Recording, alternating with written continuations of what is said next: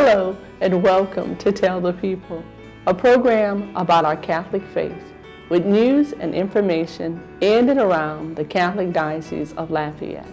I'm Stephanie Bernard. In today's show, Trista Littell interviews Carol Menard about October being Respect Life Month. Father Michael Champine's talk in this segment, What It Means to Be Catholic, is about what is the new evangelization. And in a conversation with Bishop Michael Jarrell, Bishop Michael Jarrell interviews John Merkel about his life as a Catholic. And now, Catholic news on this October 14th weekend. The Lafayette Diocesan Office of Vocations will host a vocation supper for young women at 6:30 p.m. on Wednesday, October 24th. The supper will be held at Bishop Michael Jarrell's residence in Lafayette. It is customary for a pastor, deacon, or religious member accompany 1 to 2 candidates to the vocation supper. If the young person is under the age of 18 and is the only candidate being sponsored, a parent or other family member over the age of 18 must also attend. Space is limited and pre-registration is required. For further details, please call the Office of Vocations at 261-5690. A special white mass celebrating the role of Catholic physicians in health care will be held on Wednesday, October 17th, inside the chapel of Our Lady of Lourdes Hospital in Lafayette. The Mass is scheduled for 6:30 p.m. with Bishop Michael Jarrell to serve as celebrant. All interested physicians and their families are invited to attend. The Mass will also lend special recognition to the lives of deceased physicians, Dr. Zerbian Bienvenu and Dr. Bill Smith. A reception will follow on the Lourdes campus. Please RSVP by calling 261-5433.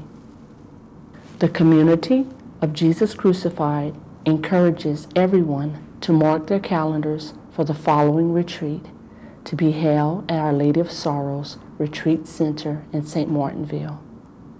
A Women of the Eucharist retreat will be presented by members of the Community of Jesus Crucified during the weekend of October 19th through the 21st. The retreat will include quiet time to pray, opportunities to celebrate the Sacrament of Reconciliation, Mass, adoration of the Eucharist, and free time to stroll through the retreat center's beautiful grounds. Future details and registration information for all retreats may be obtained by contacting Cheryl Moss at 337-453-2385.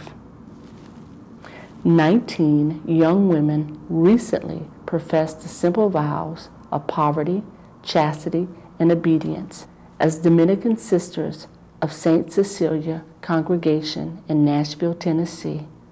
Among those who made their first profession was Sister Millie Grace Reed, former parishioner of St. Elizabeth Seton and St. Genevieve churches here in Lafayette. Sister Millie Grace is the daughter of Dr. Donald and Mrs. Elaine D. Reed, parishioners of St. Elizabeth Seton Church.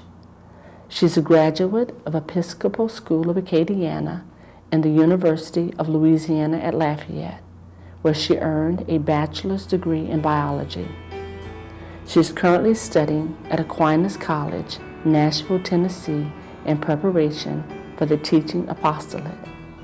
For more information on the Dominican Sisters of St. Cecilia Congregation, please visit their website at www.nashvilledominican.org. Coming up next, Trista Littell interviews Carol Menard about October being Respect Life Month.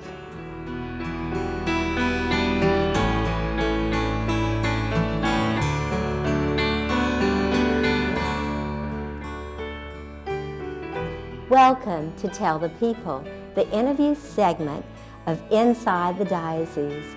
I'm Trista Littell, Assistant in the Office of Pro-Life Apostolate, and joining me today is my director, Carol Maynard. We will be discussing October Respect Life Month. Welcome, Carol. Hi, Trista. It's good to be back. Well, Carol, we just had our big meeting with our Respect Life coordinators where we reiterated our mission to build a culture of life, to respect, protect, love, and serve life from conception to natural death. Please tell us how we accomplished this mission. Well, Trista, we do that through the 4 cornerstones of the Pro-Life Apostolate, which include public information and education regarding all life issues through our Respect Life program, the Pro-Life Oratory Contest, Chastity Education and Theology of the Body programs, and Louisiana Catholics committed to repeal the death penalty in Louisiana. The second cornerstone involves public prayer and worship, and we do that through our pro-life rosary, masses and adoration hours throughout the diocese, 40 Days for Life, and our prayer blanket ministry.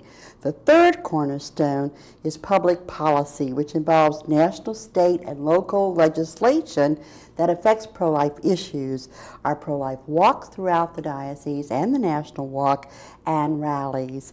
And then the last cornerstone is pastoral services, which includes our post-abortion healing ministries of Project Rachel and Rachel's Vineyard retreats, along with our bereavement support groups for people that have lost loved ones through our Companions Along the Journey and Come to the Well retreats. Well, our primary educational tool that we provide is the USCCB Respect Life campaign. And that begins the first Sunday of October, which is entirely funded by BSA. And because of Bishop Services' appeal, we were able to provide 121 packets, parish packets, to our Respect Life coordinators to share with their parishes. And this year's theme by Pope Benedict's Talk to Youth is Faith Opens Our Eyes to Human Life in all of its grandeur and beauty. Besides that, we also talked about a shameful anniversary coming up in 2013. Would you tell us about that, Carol? Yes, Trista. In January of 2013, our country is going to observe the anniversary of Roe v. Wade, marking 40 years of a culture of death that began with the Supreme Court decisions to legalize abortion in this country. Over 53 million children have lost their lives to abortion, and parents and family members have suffered the rippling effects of grief and regret through abortion. The culture of death has opened the door to not only abortion, but euthanasia, assisted suicide, embryonic stem cell research, genetic engineering, human cloning, in vitro fertilization, the death penalty, and the HHS mandate and threat to religious liberty in this country. Now, in keeping with Pope Benedict XVI's plan for the Year of Faith, which begins October 11, 2012 through November 24, 2013, the Respect Life program has been designed as a resource for evangelization on key pro-life issues. The Respect Life flyer looks at the consequences of individuals and a society of seeing human beings through eyes of faith, in contrast to the growing tendency to weigh a person's value on a cost-benefit scale. Likewise, they provided a poster to display in the churches, a liturgy guide, which includes the rite for the blessing of the child in the womb, and it also had 8 Life Matters articles. Would you tell us about that, Carol? Yes, these Life Matters articles include religious liberty and the American soul, conscious protection in healthcare, doctor-assisted death by suicide, marriage, the sanctuary of life, responding to unplanned pregnancy, contraceptives, and women's well-being, and the call to greatness, which addresses our young people, and the last, pornography and our call to love, which make excellent tools for the pamphlet racks. Now, we have something else coming up that we have to be very mindful of, and that's our elections, and that it is critical that all people practice faithful citizenship. The USCCB has bulletin inserts to educate people on the moral issues before us. Would you please tell us about that, Carol? Yes, first of all, I'd like to cite this example of a resource called Catholics Care, Catholics Vote, Performing Consciences for Faithful Citizenship, and ask our viewers to go to the website faithfulcitizenship.org today and realize that where there are many moral issues before us, not every issue is equal. And so we're to concentrate on issues that directly affect human lives, such as abortion and euthanasia. They're very fundamental and demand our serious consideration. And second, our Constitution heralds religious liberty in the First Amendment, yet increasingly people of faith are having to fight to retain this basic right. And third, there's a move in this nation to redefine marriage. And so as Catholic citizens, we should remember three things: respect for the dignity of each person, which is a core Catholic social teaching. Secondly, we have to focus on the common good, not just our own personal interest. And third, we have a responsibility and a true moral obligation to form our consciences and to participate in the civic life of this nation. And in order to do that, there are different ways that are suggested on the website, faithfulcitizenship.org, or the USCCB website. Well, Carol, we thank you for joining us today with this very critical information that we need to get out to everybody. And we just thank you for all you do to promote life in the diocese. Thank you for having me. You're welcome. Stay tuned, folks. There's more to come on Tell the People. Thank you, Trista and Carol. Coming up next, Father Michael Champine's talk in this segment, What It Means to Be Catholic.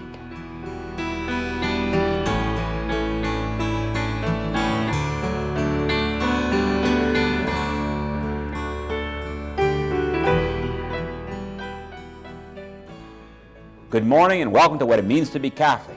If you're just joining us this Sunday, we're in the middle, not in the middle, but already on the onset of the Year of Faith. It commenced last week on Thursday, inaugurated a Year of Faith to deepen the faith of Catholics, to nurture the faith, to study the faith, and to put emphasis on passing it on. And of course, in our own responsibilities, in our families, our personal life through our friends, in our responsibilities, but to bring the faith to others. And so what we want to emphasize today in our second part of a four-part series on the Year of Faith during this month of October, we want to look at the new evangelization. I mentioned last time that we will be having a synod going on right now in Rome. Actually, it began October the 7th, and we're today the October the 14th, so it's on the way for about a week. It began last Sunday. And we have bishops from around the world and experts that the Holy Father personally invited, and some of them that have been elected through their bishops' conferences throughout the different national conferences, other persons who are there by way of ex officio, and the Holy Father is there with them, and he's listening to interventions from around the world on this special theme that affects the entire church throughout the world, that of the transmission of the faith for the new evangelization, or the new evangelization for the transmission of the faith. So we have a Year of Faith where we are trying to cultivate faith in our lives. We're trying to study the faith, to know what it is that we believe and what has been handed on to us by Mother Church from the hands of the Lord himself. And we want to transmit it. And so right presently in Rome, there's a study going on in the Synod about how we need to do that and what is the disposition of the people that we approach and how might we better and more effectively